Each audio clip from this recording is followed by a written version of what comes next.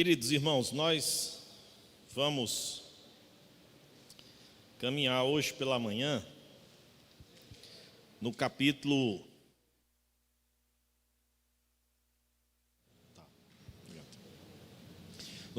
21 da nossa confissão de fé. Os irmãos sabem que a nossa confissão de fé de Westminster, ela tem 33 capítulos, originalmente, e nós estamos então no 21, ou seja, já ultrapassamos aí a metade do material, não é, que nós temos como objeto do nosso estudo durante toda essa jornada e essa caminhada. E eu quero hoje pela manhã, não sei se vai dar tempo finalizar, senão a gente finaliza no próximo domingo, mas eu quero começar a trabalhar o capítulo 21 e quero fazê-lo de uma forma pausada, como sempre nós fazemos, no intuito de que a gente possa aprender e entender um pouco sobre a questão do que está lá expresso, né? O culto religioso e o domingo, o dia do Senhor. Por quê? Porque esses dois temas, eles estão intimamente conectados, mas, ao mesmo tempo, esses dois temas são muito polêmicos, não é? Em termos de compreensão e de entendimento a respeito do que pode ter no culto e do que nós podemos fazer no domingo, não é? Então, a gente vai se voltar para o nosso símbolo de fé, se o tempo nos permitisse, mas não nos permitirá mais, que a gente, posteriormente, até mesmo ao estudo da confissão, voltássemos os nossos olhos para a constituição da IPB. Por quê? Porque, irmãos, abra aqui, por favor, dentro da minha bolsa e me dê aqui a Constituição. Os dois livros que tem aqui, isso. Só para explicar isso de forma mais visual para os irmãos, a Igreja Presbiteriana do Brasil, ela tem a Bíblia como regra de fé e prática, única regra de fé e prática, mas ela tem documentos que interpretam a Bíblia, certo? E que norteiam o nosso governo, as nossas decisões administrativas e doutrinárias. A Confissão de Fé, de Westminster, o Breve Catecismo e o Catecismo Maior, são os símbolos doutrinários. Isso, nós temos esse livrinho aqui, chamado de Manual Presbiteriano, ou Constituição Interna da Igreja Presbiteriana do Brasil.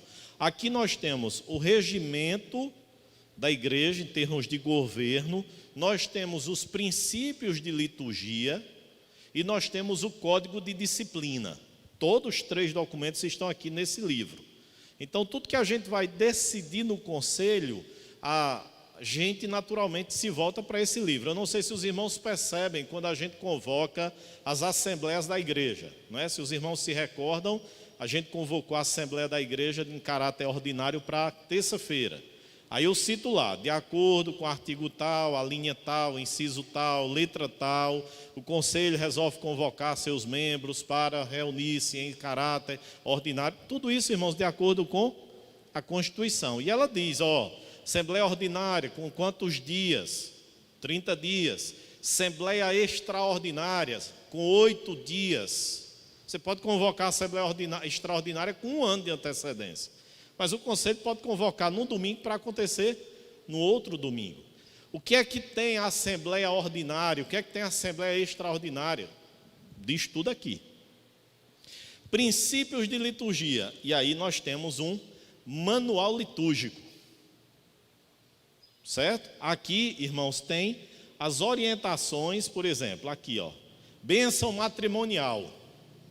Como é o roteiro de uma bênção matrimonial? Claro que a gente faz adaptações, a gente faz algumas mudanças que não implicam necessariamente na alteração da ordem, não é?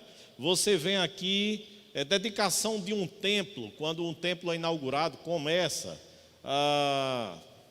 assentamento de pedra fundamental de um templo, enfim, ordenação de presbíteros, ordenação de diáconos, posse de pastor, recepção por batismo, profissão de fé, batismo infantil. Os irmãos veem que eu leio aqui e faço as perguntas, não é? Então, tudo isso, irmãos, está documentado. Então, a Igreja Presbiteriana do Brasil, ela trabalha com documentos. Ela não trabalha com opiniões. Ela trabalha com documentos e com decisões. Ah, porque eu acho que não deveria. Não tem nenhum interesse no que você acha. É no que a Bíblia diz, no que os documentos dizem e no que as decisões da igreja dizem. E a IPB é isso aqui, IPB. Agora, outros movimentos que são independentes, certo? Aí há linhas distintas e linhas diferentes, mas isso aqui é a IPB. O que é que a gente faz, irmãos? Tem que ler esse material. Tem que ler. Pastor, mas é caro comprar esses livros. Irmãos, isso tem hoje disponível no site da IPB. Esse aqui talvez não, porque aqui é mais para pastor mesmo. Mas esse aqui tem, inclusive, saiu a edição nova de 2019. Certo? Tem lá disponível no site da Igreja Presbiteriana do Brasil.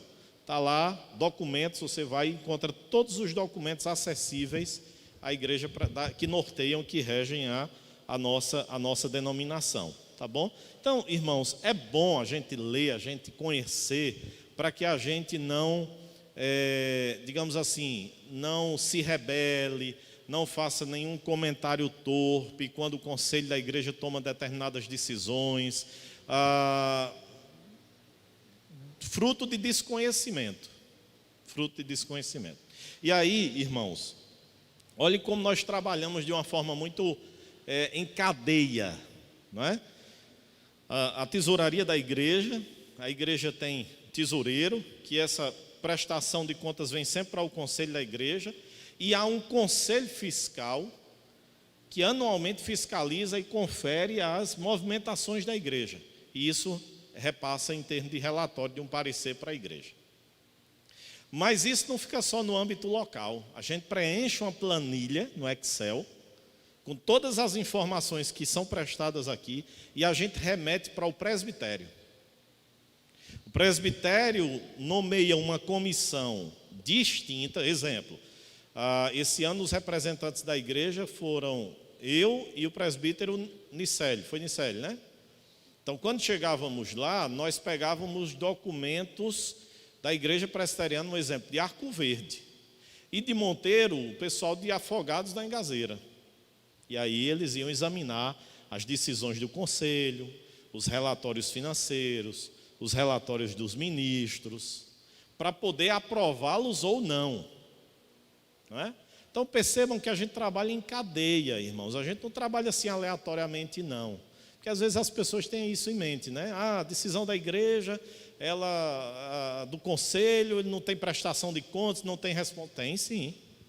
A gente tem responsabilidades, a gente tem uma hierarquia, a gente tem questões, pessoas, instituições, às quais nós devemos prestar contas. Inclusive o ministro, que não é membro da igreja, é membro do presbitério, eu envio um relatório anual ao presbitério para que ele avalie o meu trabalho. Além do conselho da igreja, há um presbitério que avalia também o desempenho do pastor. Então, é toda essa estrutura, irmãos, que a gente trabalha, tá certo? Então, eu estou só pontuando isso de forma introdutória para que a gente volte para esse tema e muitos outros temas e busque não opiniões, certo? Eu vou dar um exemplo. Vou citar aí uns famosos. O que Paulo Júnior pensa vale para a denominação dele, não vale para a IPB. O que Aurivan Marinho pensa vale para a denominação dele, não vale para a IPB.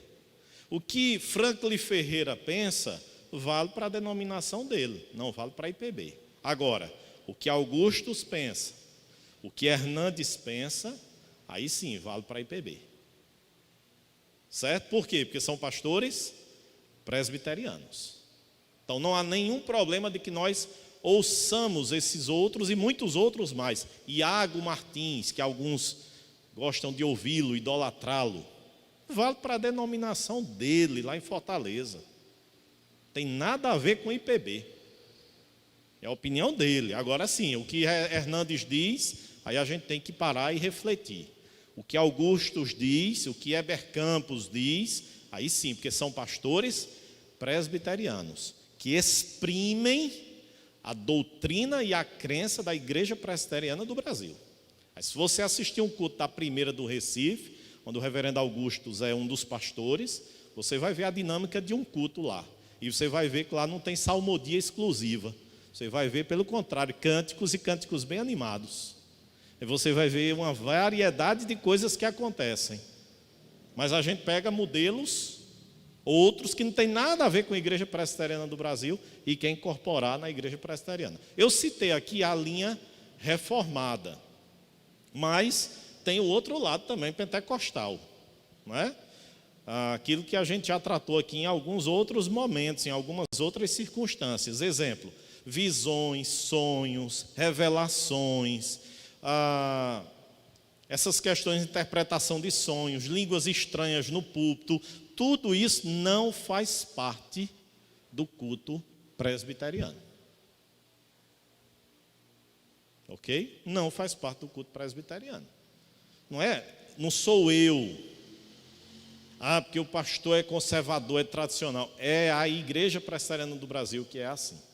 E eu já disse aqui algumas vezes, irmãos, e volto a dizer, o bom quando nós temos uma das coisas boas, né, das várias denominações, é justamente que permite, né, que a gente, quando não se adequa, não se encaixa numa determinada denominação, num determinado formato de culto, a gente tem a liberdade de congregar em outro ambiente, em outro momento. A gente não deveria sair falando.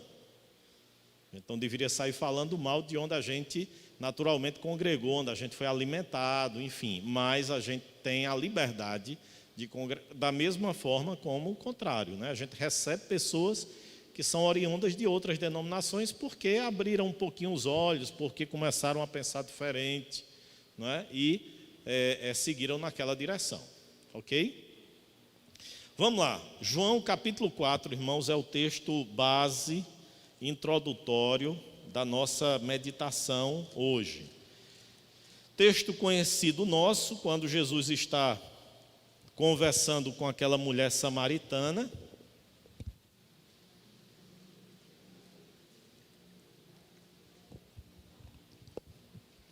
E a dúvida, o questionamento estava atrelado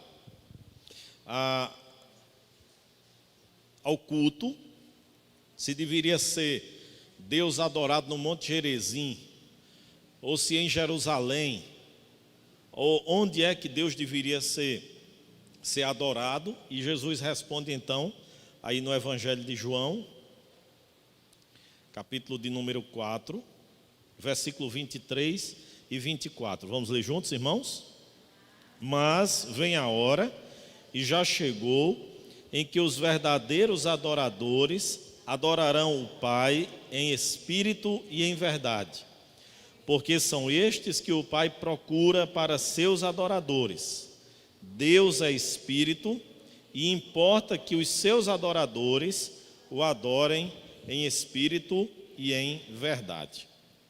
Irmãos, o culto, e antes da gente ver as sessões, eu quero pensar algumas definições aqui inicialmente. Então, o culto é o meio através do qual o homem se relaciona com Deus. Quando a gente pensar em culto, o que é o culto? É o meio pelo qual o homem se relaciona com Deus. Ou em outras ideias, o culto é um encontro entre Deus e o homem. É o momento em que Deus e o homem se encontram numa reunião solene, certo? Para mutuamente darem e receberem. E aqui é um ponto importante que eu acredito a gente entender. O culto é esse momento em que nós nos relacionamos com Deus, e nesse relacionamento há uma troca.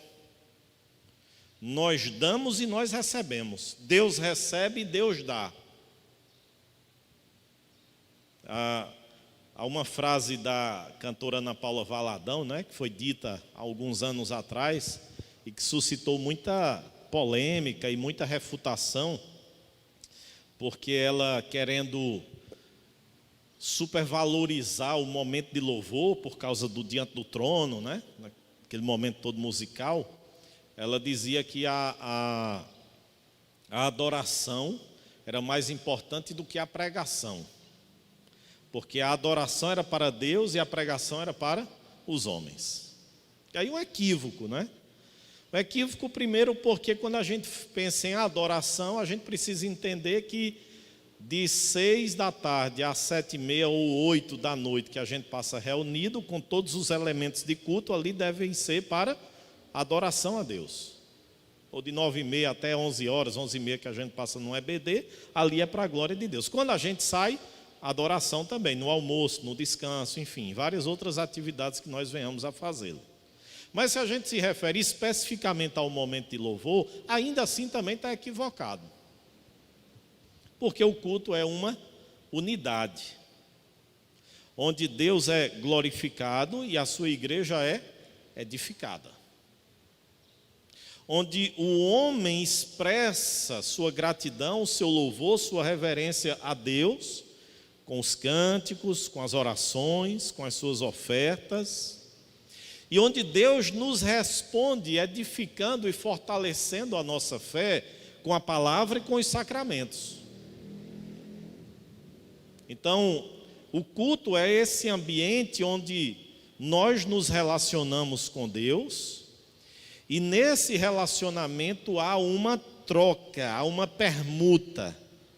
Deus dá, mas Deus recebe, nós damos, mas nós recebemos. E isso numa situação de naturalidade, de espontaneidade. Todos nós somos chamados a cultuar o Criador.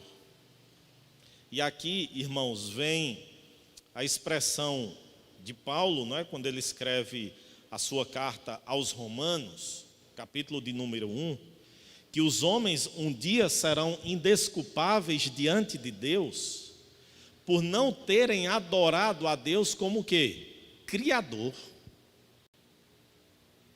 Não apenas como Deus Salvador, mas como Deus Criador. E é por essa razão que aqui nos é dito que o homem ou toda a humanidade ela é chamada a adorar a Deus. Chamada a adorar a Deus porque Ele é o Criador e naturalmente nós fomos criados para adorar e para cultuar ao Senhor. Essa é a pergunta do nosso catecismo maior e do breve catecismo. O que é que nos diz o breve catecismo ou o catecismo maior? Qual é o fim principal e supremo do homem? Vamos lá na resposta, irmãos. O fim principal e supremo do homem é glorificar a Deus e gozá-lo para sempre. Nós fomos criados para isso.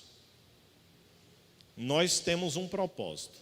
O pecado faz com que esse propósito na nossa vida, ele seja atrapalhado, prejudicado e nós não conseguimos cumprir esse propósito. Daí a razão pela qual nasce um vazio existencial dentro de cada ser humano.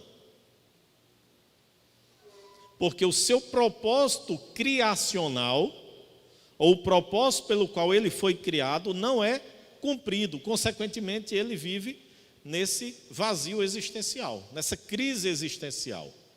O nascimento da filosofia se deu em cima de algumas perguntas. Por que eu estou nessa vida? Por que eu nasci? De onde eu vim? Por que eu estou aqui? Para onde eu vou? O nascimento da filosofia nasceu dessas perguntas, dessas indagações. De onde eu vim? Aí a ciência tentou responder, veio de um macaco, veio de um processo evolutivo. Darwin defendeu isso. Por que eu estou aqui? Qual o propósito da minha existência? Freud não explica. Freud explica algumas coisas, mas Freud não explica tudo. E para onde eu vou? Então, a filosofia nasceu dentro dessas perguntas. Só que o pecado faz com que o homem busque responder a estas perguntas em si mesmo. E a Bíblia responde. A Bíblia diz de onde nós viemos, a Bíblia diz para que nós estamos aqui, e a Bíblia diz para onde nós estamos caminhando. E aí foi quando Agostinho de Hipona escreveu aquela célebre frase, não é? Dizendo: Senhor, nos fizestes para ti, e enquanto a nossa alma não estiver plenamente em ti, nós não encontraremos saciedade para as nossas vidas. O Senhor nos criou para Ele, e enquanto a nossa alma não estiver plenamente nele, a gente não vai encontrar saciedade. E aí a gente precisa entender, irmãos, o ímpio não vai encontrar, e o justo não vai encontrar se ele estabelecer outras coisas como aquilo que é prioritário em sua vida. Também vai viver uma vida cristã de forma medíocre, mediana. Por quê? Porque ele não vai estar encontrando a satisfação plena da sua vida na pessoa bendita de Jesus. Então, irmãos, nós fomos criados para a glória de Deus. Quando você pega alguém que está vivendo uma crise existencial, pode ir atrás. A razão pela qual essa pessoa está vivendo essa crise é porque ela não entendeu o propósito da sua vida. E o propósito da nossa vida é a glória de Deus, é o serviço ao Senhor. Interessante, irmãos, que não só o ser humano, mas a própria criação, ela foi chamada para adoração, para louvar a Deus. Abram aí, por favor, o Salmo de número 148.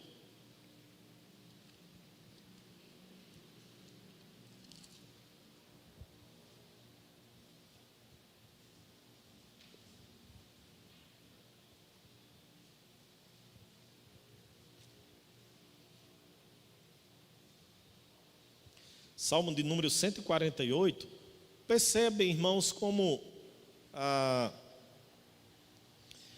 o equívoco, né, do naturalismo, não é? Do panteísmo.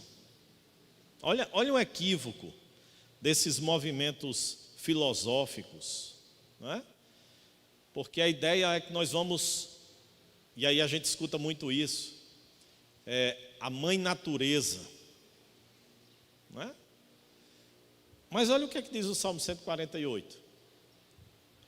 Versículo, exemplo, vamos a partir do versículo 1 mesmo, vamos lá juntos. Aleluia, louvai ao Senhor dos altos dos céus, louvai-o nas alturas, louvai-o todos os seus anjos, louvai-o todas as suas legiões celestes. A gente vai ver, só uma pausa aqui, a gente vai ver na confissão de fé, em uma das sessões, a proibição clara da Escritura de que seres celestiais ou angelicais devam receber adoração e culto.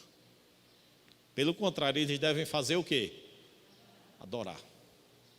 Isaías 6, o que é que os serafins faziam?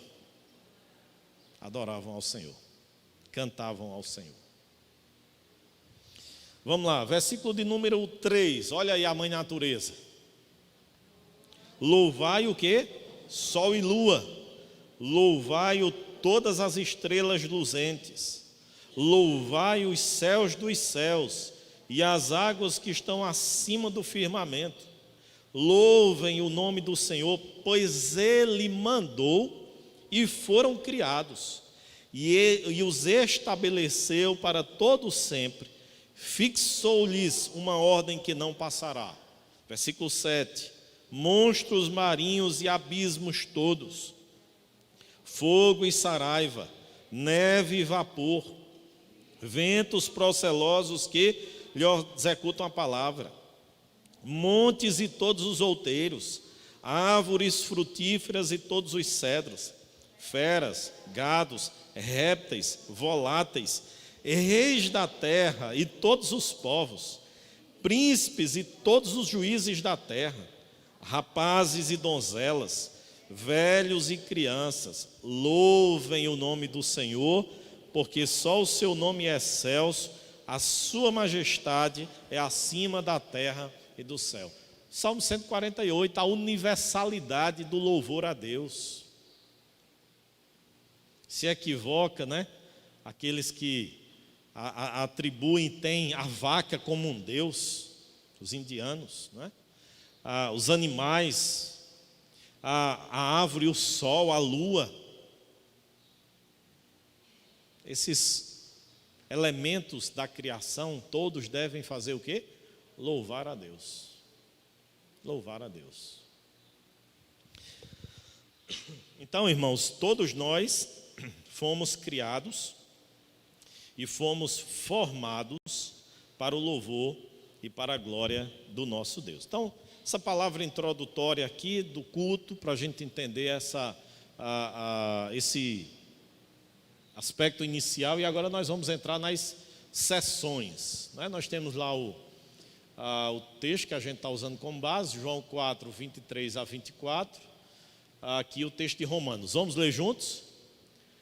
Por meio de tudo o que ele fez, desde a criação do mundo, podem perceber claramente seus atributos invisíveis, seu poder eterno e sua natureza divina. Portanto, não tem desculpa alguma aquilo que eu disse aqui a respeito de Paulo, não é? Quando o homem é indesculpável diante de Deus por não adorá-lo como ser criador, de todas as coisas. Vamos lá, irmãos. A luz da natureza mostra que há um Deus que tem domínio e sabedoria sobre tudo. A luz da natureza, o que é que significa isso em termos de teologia sistemática, irmãos, que a gente estudou tanto aqui? O que é que significa isso aí? A criação, mais um termozinho que a gente usa, revelação geral ou revelação natural. E a revelação outra, qual é? A especial, não é? Especial, que é quem? Cristo e a palavra, a Escritura. Então, à luz da revelação natural, não é? À luz da natureza, os homens podem conhecer que há um Deus que criou todas as coisas. Aí vai o Salmo de número 19. Os céus proclamam a glória de Deus e o firmamento anuncia as obras das suas mãos. Então, a revelação natural mostra, não é, que há um Deus que tem domínio e soberania sobre tudo, que é bom e faz o bem a todos. Esse fazer o bem a todos aqui significa o que, irmãos? Graça comum. A graça comum. E a gente precisa entender isso na nossa vida, senão a gente vai se assemelhar a Asaf. E os pés da gente correrão o risco de escorregarem. Como o Salmo 73. Porque a graça comum de Deus faz com que os homens desfrutem de quê, irmãos? De saúde, de riquezas, de uma família equilibrada, de sucesso e êxito profissional, de boa reputação. A graça comum de Deus favorece o homem nesse sentido. Agora, o que é que ela não dá? Eternidade, vida eterna. A graça comum de Deus oferece ao homem as benesses terrenas, temporárias. Só a graça especial é que oferece salvação, que oferece perdão de pecados e vida eterna. Então a gente precisa entender isso, por quê? Porque na nossa caminhada a gente vai viver algo semelhante a Asaf. A gente vai olhar para um ímpio, a gente vai olhar para uma pessoa que promove a impiedade e vai ver essa pessoa trocando de carro todo ano. E vai ver essa pessoa morando numa casa extremamente luxuosa. e vai ver essa pessoa extremamente saudável fisicamente. E vai vê-lo prosperando profissionalmente. E a gente vai olhar para o outro lado e pensar: mas eu sirvo a Deus e estou aqui enfrentando enfermidade, estou aqui passando aperto financeiro, estou aqui lutando com a minha família, com problemas conjugais, problemas com os filhos, estou aqui com muita dificuldade de que o meu comércio ou a minha profissão se consolidem. O que é que vale servir a Deus desse jeito? Aí é como Asaf disse, né? Quase que eu apostatava, quase que eu negava minha fé, quase que eu deixava de servir ao Senhor. Mas eu atinei para o fim, para a eternidade. E eu percebi que eu não tenho tesouro maior na terra e no céu, senão o Senhor Deus. Eu não estou dizendo com isso, irmãos, que a vida do crente ela tem que ser uma vida de muito sofrimento.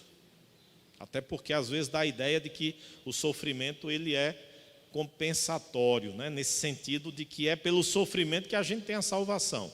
Estou dizendo isso. Estou dizendo que se porventura nós enfrentarmos sofrimentos, nós precisamos entender que se nós temos a convicção da vida eterna, não há sofrimento nesta vida que ofusque o brilho da eternidade. Foi isso que Paulo disse. Porque os sofrimentos do tempo presente não podem ser comparados com a glória que há de ser revelada no dia de Cristo. Agora é claro que a gente pode orar, trabalhar, se esforçar, se empenhar para que a nossa vida aqui seja também melhor. Tenhamos saúde, tenhamos uma família equilibrada, tenhamos uma condição financeira digna, possamos ascender na nossa vida profissional. Não há nenhum problema nisso. Não há nenhum problema. Desde que também nós entendamos que esses êxitos vieram de quem? De Deus. E os dediquemos para a glória de Deus. Certo? Mas a gente precisa ter esse entendimento aqui, que Deus é bom e Ele faz o bem a todos, porque senão a gente vai se assemelhar a Asaf, né, lá no comecinho do Salmo 73. Vamos lá. E que, portanto, ele deve ser o quê? Temido, amado, louvado, invocado, crido e servido de todo o coração, de toda a alma e de toda a força. Mas o modo aceitável de adorar o verdadeiro Deus é instituído por Ele mesmo. Aqui, irmãos, é onde a gente vai afunilando o nosso estudo para pensarmos sobre o que é o culto, ou sobre o que é que nós podemos fazer no momento de culto. Há um vídeo do reverendo Augustus muito bom, se os irmãos acharem aí no YouTube, depois poderão assistir, é muito esclarecedor.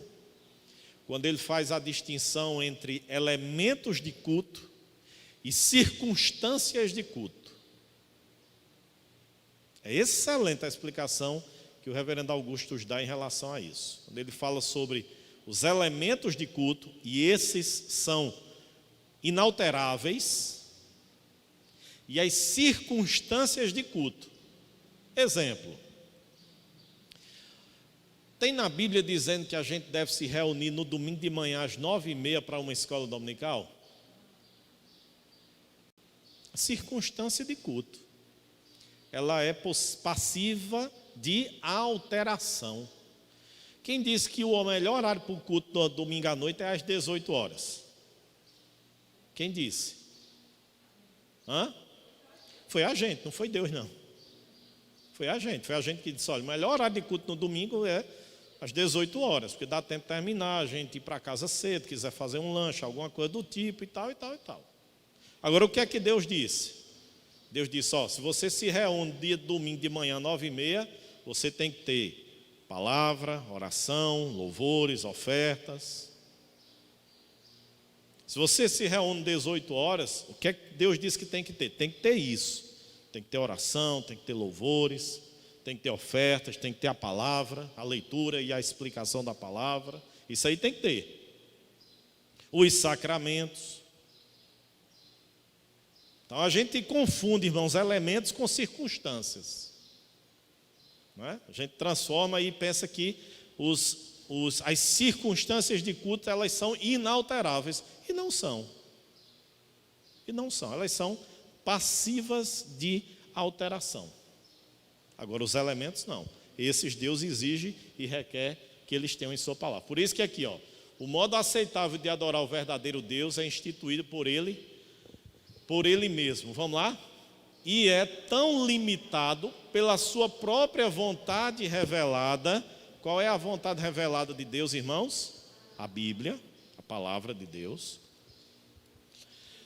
Pela sua própria vontade, que Ele não pode ser adorado segundo as imaginações e invenções dos homens ou sugestões de Satanás.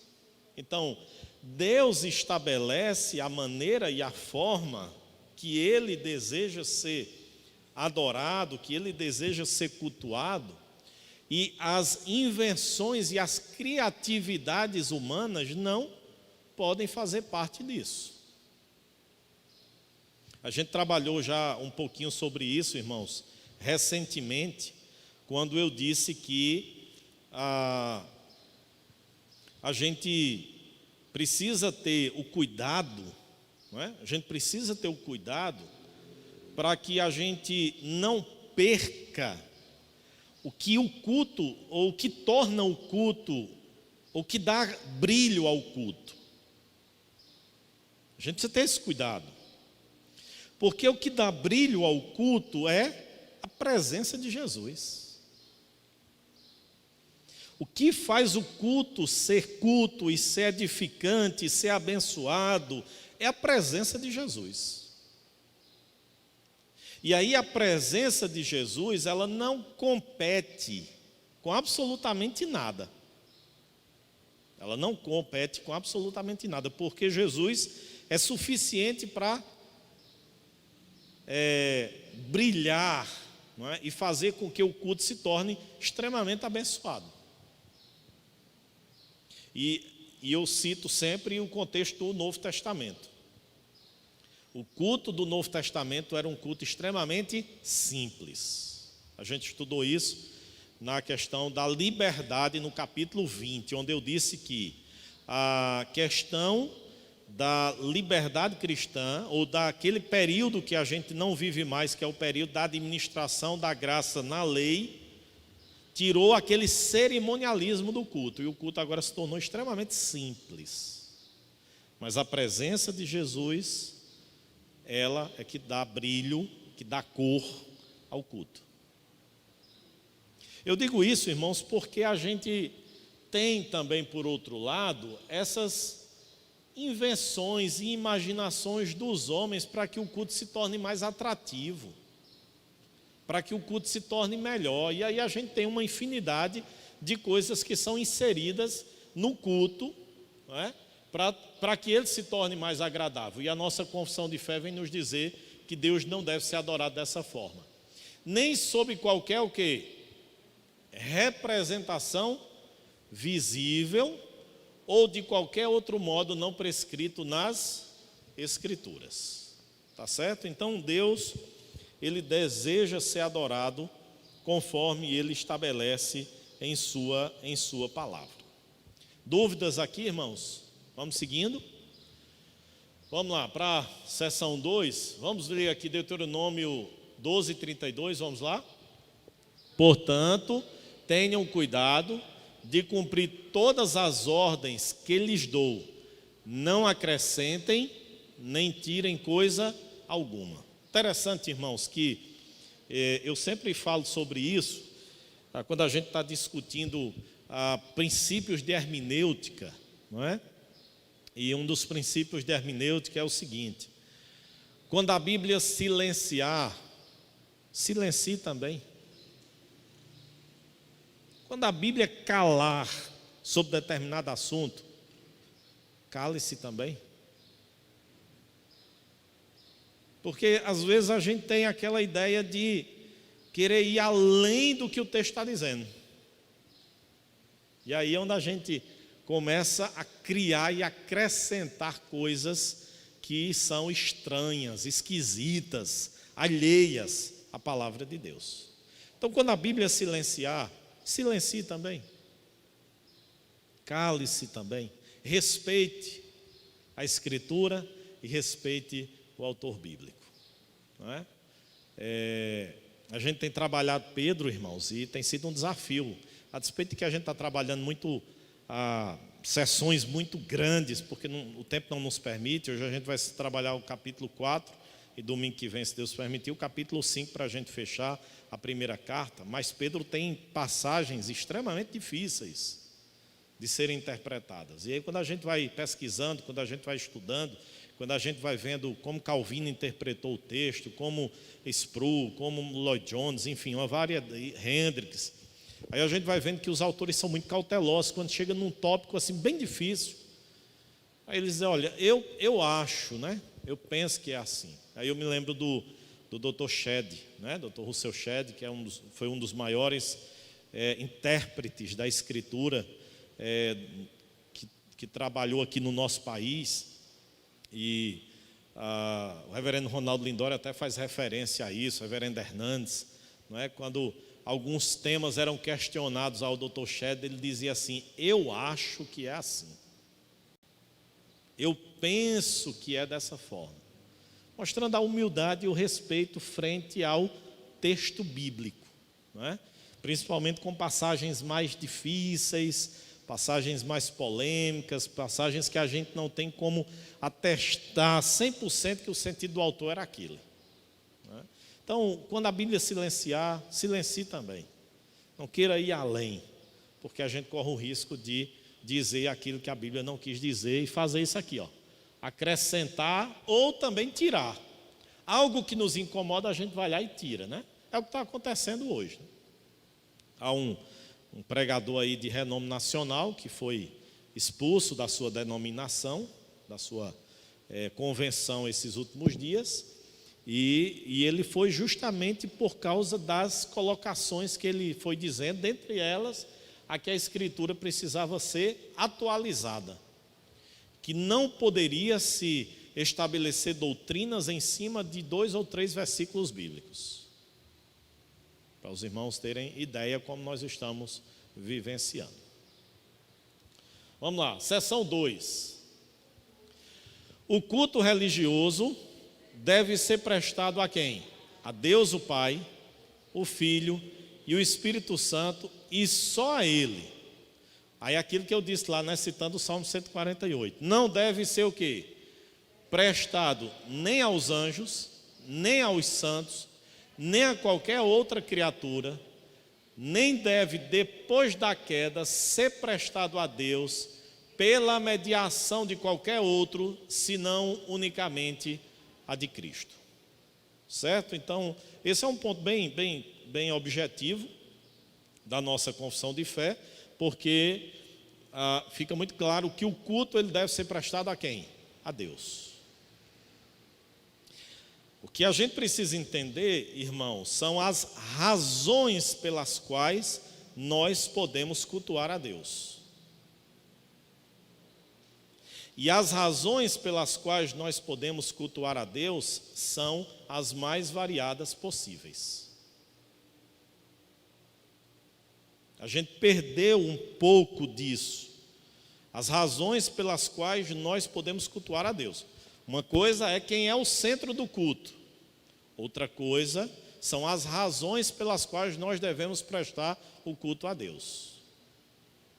E nós podemos prestar um culto a Deus por várias razões. Por várias razões. Não é?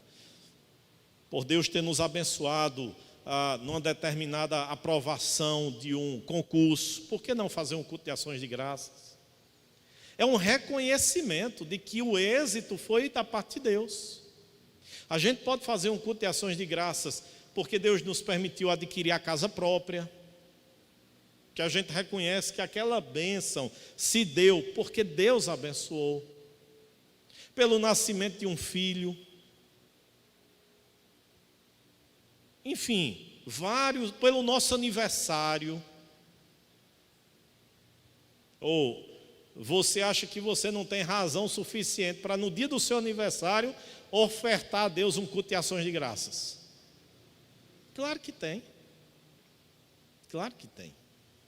Então, irmãos, não confundamos o que é o culto a Deus, o objeto que deve ser adorado, com as circunstâncias, os motivos e as razões pelas quais nós podemos adorar a Deus e agradecer a Deus. E aí, claro, né? Claro que aqui a gente sabe que o primeiro motivo é quem? É o ser de Deus. O ser de Deus. Mas a gente também tem bênçãos decorrentes de Deus que naturalmente nos impulsionam a adorá-lo, a cultuá-lo. E aí eu fico lembrando do Salmo 103. Bendize, ó minha alma, ao Senhor, e tudo que há em mim, bendize, ó minha alma, ao Senhor, e não te esqueças de nenhum só dos teus benefícios. Benefícios espirituais e benefícios materiais. É Ele quem perdoa as tuas iniquidades, é Ele quem farta de bens a tua velhice.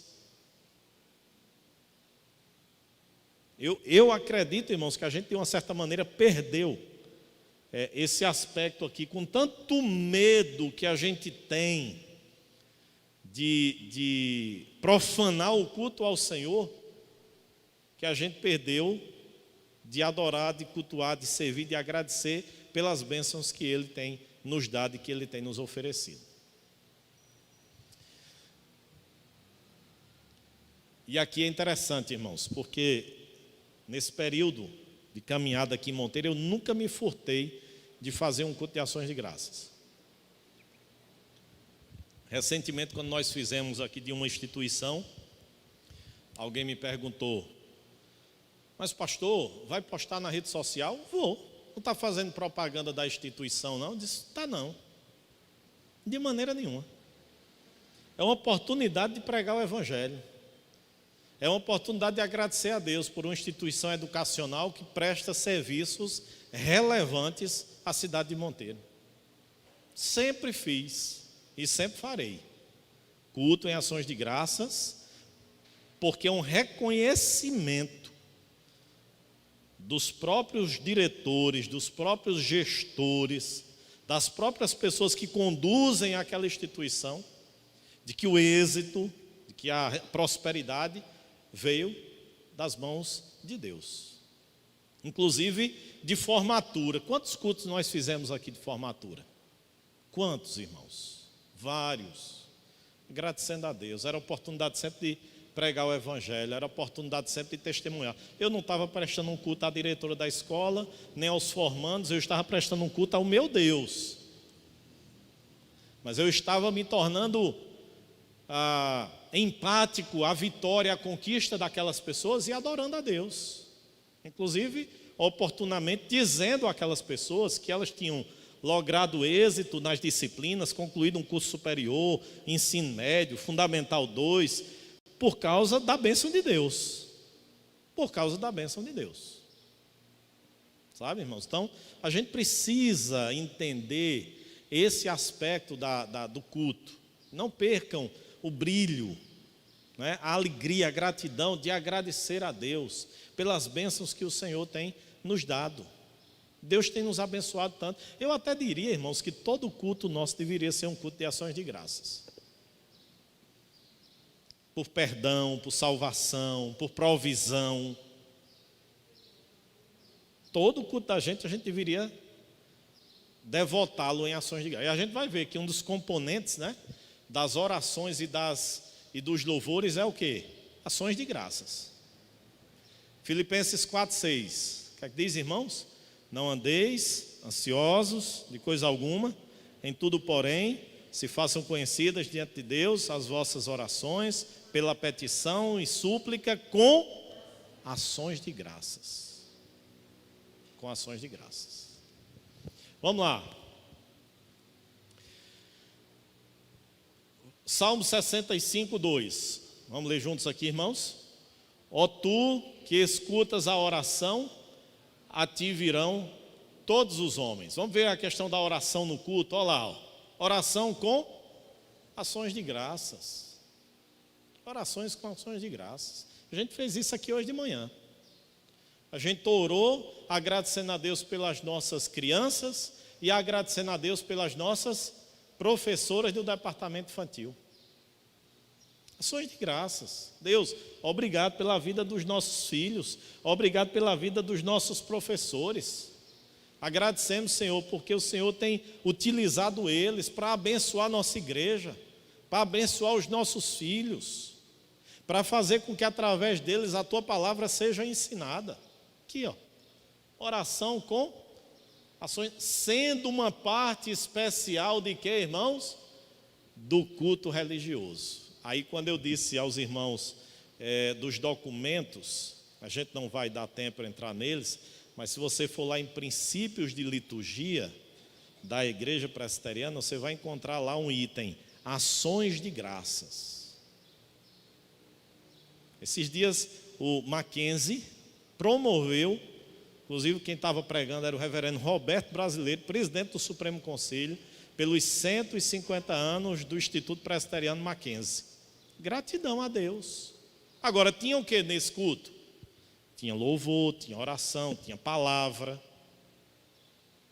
Mas era em gratidão aos 150 anos do Mackenzie. O pastor Eudes, conversando com a esposa dele, em uma das vezes pós o seu falecimento, me contando que ele planejava fazer, inclusive, um culto de ações de graças, porque ele sempre tinha o hábito de fazer a cada 10 anos, fazer um culto de ações de graças pelo ministério dele. E ele, em Sousa, exemplo, fez o de 20 anos. Quando completou 20 anos, ele estava pastoreando a igreja de Sousa, e ele fez um culto de ações de graças pelos 20 anos de ministério dele. E ele intencionava fazê-lo. A bênção de Deus, agradecer a Deus. Agora, o que é que tem que ter nesse culto? Tem que ter oração, tem que ter palavra, tem que ter louvor. A quem, irmãos? A Deus. Certo? Mas tem que ter. Vamos lá. É por Deus exigida de todos os homens. E para que seja aceita, aí vem aqui, ó, deve ser feita em nome do Filho, pelo auxílio de seu Espírito, segundo sua vontade, e isto com inteligência, reverência, humildade, fervor, fé, amor e perseverança.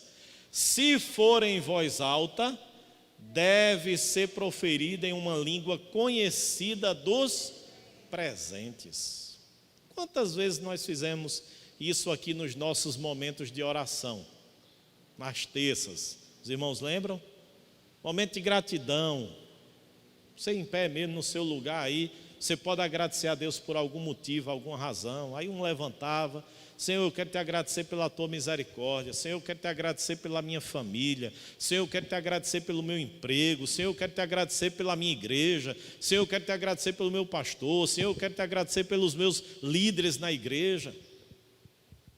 Eu quero te agradecer pelo pão que o Senhor tem dado na minha mesa. Eu quero te agradecer pelo carro que o Senhor me deu. Pela cura de uma enfermidade física. Quantas vezes a gente fez isso, irmãos? Aqui, ó. Agora, como é que tem que ser feita?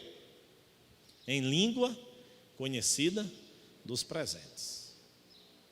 Porque esse culto deve ser feito como? Com inteligência, reverência, humildade, fervor, perseverança. Então, tem que ser em língua conhecida, para que os presentes saibam o porquê nós estamos ali agradecendo a Deus. Irmãos, vamos avançar, para eu parar na sessão 4 e domingo que vem a gente termina, que são 8 sessões esse capítulo. Vamos lá? E esta é a confiança que temos para com Ele. Que se pedirmos alguma coisa segundo a sua vontade, Ele... Esse versículo é tão mal interpretado, não é, irmãos? Que a gente esquece esse detalhezinho aqui, esse pequeno detalhe, mas que faz uma grande diferença. Ele nos ouve se pedirmos alguma coisa segundo a sua vontade. Segundo a sua vontade. Aí a gente pede algumas coisas que não são segundo a vontade de Deus, mas a gente quer que Deus responda. A gente quer que Deus escute. E Deus não escuta, porque Ele só escuta segundo a sua vontade. Vamos lá, sessão 4 aí, para a gente fechar por hoje. A oração deve ser feita, está falando do momento de culto, tá certo, irmãos? No culto, a oração deve ser feita por coisas lícitas. Por coisas lícitas. Exemplo, um grupo de políticos lá em Brasília, com dinheiro nas cuecas, se reunir depois para, fruto de ilicitude e de corrupção, se reunir depois para orar e agradecer a Deus. Deus recebe uma oração dessa? Não é? Então não recebe, irmãos. Então, a oração deve ser feita por coisas lícitas. E por quem, irmãos? E por todas as classes de homens que existem atualmente ou que existirão no futuro, mas não deve ser feita em favor dos mortos, nem em favor daqueles que se saiba terem cometido o pecado para a morte. Qual é esse pecado aqui para a morte, irmãos? Apostasia, não é? O imperdoável, o pecado da blasfêmia contra o Espírito Santo, não é? E aqui, irmãos, um detalhe, né? Porque para a gente parece que essa afirmação não é tão relevante, mas vamos lembrar aqui que a confissão de fé é produzida no século XVII, o rompimento com o romanismo. E o que era que o romanismo ensinava durante o período medieval? Oração em favor de mortos. Inclusive um dos livros apócrifos defende a oração pelos mortos. Por isso que no romanismo tem o quê? Tem a missa de corpo presente, tem a missa de 7º dia, de 30º dia, de 1 ano, certo? Diferente da gente. A gente, quando faz uma cerimônia fúnebre, a gente faz em louvor a Deus por aquela pessoa que estava ali com a gente e buscando o conforto de Deus, a força de Deus, mas não pelo corpo, porque ali quando cessou a vida, o espírito parte para a presença de Deus. Claro, se crê em Jesus. Se não crê, parte também para o juízo e para a condenação eterna. Então, irmãos, a gente pode orar aqui por todas as classes de homens. Por isso que Paulo disse lá em Timóteo o quê? Orem por aqueles que estão investidos de autoridade. Pelas autoridades. A gente deveria também orar permanentemente pelos nossos governantes, pelos nossos políticos, pelas autoridades civis, para que Deus então os abençoe. Então não pode ser feita oração por mortos, nem por aqueles que tenham cometido o pecado para a morte. Tá certo? Então esse é o conteúdo, o conteúdo das nossas orações. Ok, irmãos? Dúvidas aqui? Tranquilo? Deixa eu ver aqui só a sessão 5.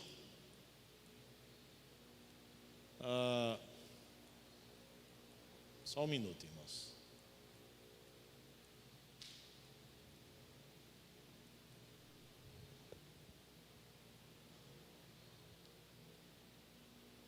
Certo, vamos fazer assim, vamos caminhar mais um pouquinho aqui, irmão, só para eu terminar essa parte, porque do jeito que tem a oração, aí tem aqui agora eu me atrapalhei aqui no... Deixa eu ver se ele destrava ali. Vamos passar aqui a sessão 5, que aí a 6 já entra na parte do lugar de culto. Que eu já ensinei 500 vezes aqui na igreja, mas não entra na mente de alguns irmãos. Que culto pode ser feito em qualquer lugar e que esse espaço aqui não é um espaço extremamente, não é, sagrado, que a gente não possa ter outras atividades a que não seja o culto. Deixa eu ver se eu chego aqui na sessão, se o slide me ajudar ali. Pronto, vamos aqui, só para a gente fechar, irmãos. Seção 5, vamos lá? A leitura das Escrituras, a gente falou sobre a oração, né, com ações de graças, aqui, ó. A leitura das Escrituras, com santo temor, a sã pregação da palavra e a consciente atenção a ela, em obediência a Deus, com entendimento, fé e reverência, o cântico de salmos, com gratidão no coração, bem como a devida administração e digna recepção dos sacramentos. O que é que essa parte está dizendo, irmãos? Falando sobre o quê? Elementos de culto. Quais são os elementos de culto? Oração, o que mais? Leitura da palavra, o que mais? Pregação da palavra, o que mais? Cânticos, né? Administração e digna recepção de quê? Dos sacramentos. Esses são elementos de culto, certo? Instituídos por Cristo, são partes do culto comum oferecidos a Deus. Além de que mais? Dos juramentos religiosos, que é o capítulo 22, certo? Votos, jejuns solenes e ações de graça em ocasiões o quê? Isso faz parte do culto. Isso faz parte do culto, irmãos. Os quais, em seus vários tempos e ocasiões próprias, devem ser usados de um modo santo e religioso. Tá certo? Então, esses elementos de culto que a gente precisa tê-los sempre que a gente naturalmente se reunir. Sim, Tiago.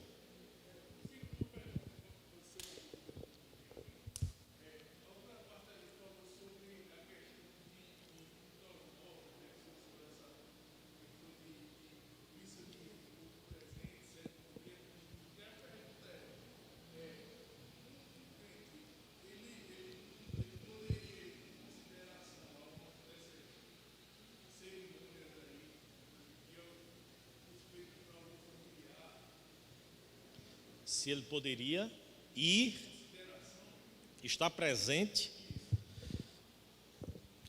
Os irmãos entenderam aqui a pergunta de Tiago, né? Se porventura, em consideração à família, não é, de alguém próximo, um crente poderia estar ali no mesmo ambiente, onde naturalmente é celebrada uma missa de corpo presente, algo do tipo. Eu, particularmente, irmãos, não vejo problema, desde que eu não compactue com o que ali está sendo feito, certo? Então, eu posso estar no ambiente, mas eu não vou compactuar da fé, das preces, das orações, não vou, certo? Eu não vou fazer absolutamente nada disso. Agora, eu vejo assim, irmãos, se a gente puder evitar participar, e aí eu vou aqui abrir um parêntese, né, porque alguns irmãos viram que essa semana eu fui almoçar lá com o padre Isaías e com o padre Arthur, e nós estávamos conversando sobre isso, não é? Quando ele estava mencionando, porque a gente citou a vinda de padre Carlinhos naquela época aqui na nossa igreja, quando o Socorro Teles veio, né? E a gente conversando, e ele disse assim: pastor, olha, eu gosto muito do senhor, e a gente tem uma relação muito respeitosa, tanto que eu estava lá almoçando na casa deles, mas ele disse: nem eu convido o senhor para vir a uma missa e nem eu vou também a um culto. E eu disse: exatamente isso, concordo plenamente, porque eu não viria a uma missa, como também eu não lhe convidaria para um culto, certo? As celebrações, elas são distintas. Agora, enquanto ser humano, eu acredito que a gente pode ter uma relação amigável, respeitosa, certo? Ordeira, enquanto ser humano. Agora, compactuar das celebrações, aí já é outra história. Então acredito, Tiago, que a gente pode vivenciar companheirismo, solidariedade na hora do luto, e o outro lado também. Alegria e festejo na hora de um casamento e na hora de um batizado. A gente pode fazer isso, mas ao mesmo tempo a gente tem como deixar claro que a nossa fé é diferente, que a nossa maneira de cultuar, de celebrar é diferente e, quando possível, acredito que evitar essas celebrações, certo? Agora, a gente precisa fazer isso com respeito, com consideração, certo? Eu acredito que frente a isso a gente pode fazê-lo.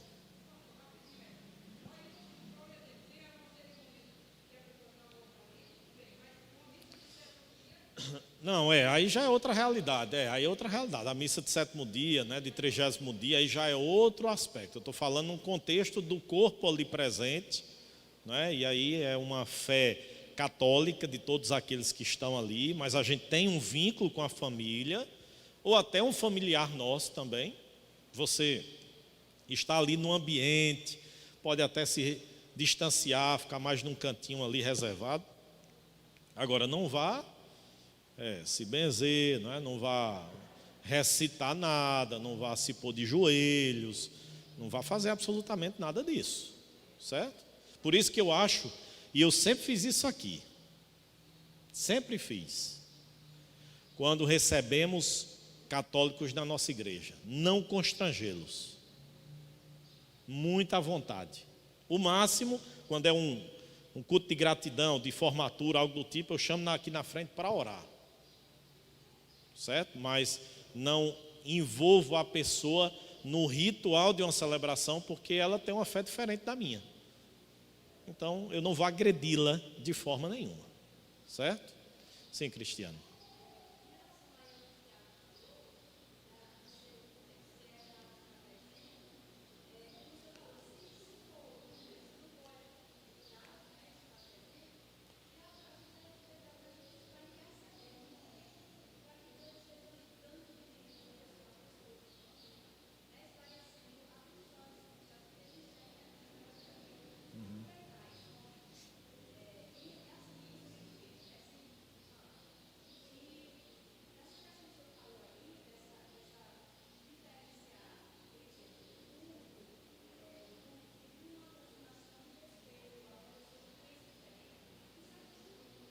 Sim.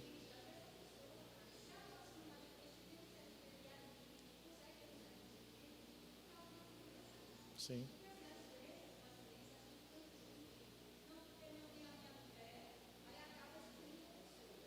Sim. Sim. Até porque, Cristiane, há um termo que é muito utilizado hoje, chamado intencionalidade.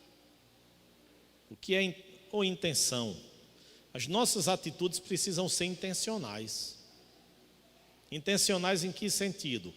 Todas as oportunidades, quando Paulo diz lá em Efésios, vejam, prudentemente como vocês estão andando, remindo o tempo porque os dias são maus, aproveitando as oportunidades. A ideia de remir o tempo é aproveite as oportunidades.